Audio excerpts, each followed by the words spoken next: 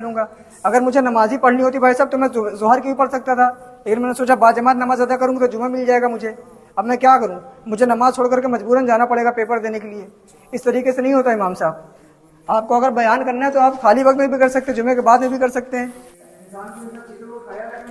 एक मिनट भाई साहब, आप इंसान है कि शैतान है? इमाम साहब दीन की बातें करें ना कि दुनियावी। कभी कभी 5-10 मिनट लेट हो जाता है, इंसान को सब्र करना चाहिए। तो एक काम कीजिए भाई साहब, बाहर जो लिखा हुआ बोर्ड पे कि 1 बजे का खुतबा होगा, वहां हटा करके ये लिख दीजिए कि जब इमाम साहब की मर्जी होगी तब खुतबा शुरू होगा। एक मिनट भाई साहब, वो बाहर क्या है, हम तो यहीं के हैं। कौन सा जुमा ऐसा क्या जिस दिन टाइम पे नमाज खड़ी हुई हो?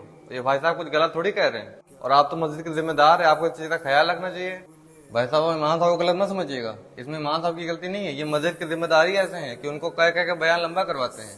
तो भाई ये तरीका सही थोड़ी ना है, इसमें आप लोगों को ख्याल रखना चाहिए। किसी को कहीं जाना है, किसी को कोई काम है, आप लोग बयान लंबा करवा देते हैं। वक्त पर कम से कम नमाज तो अदा होनी चाहिए।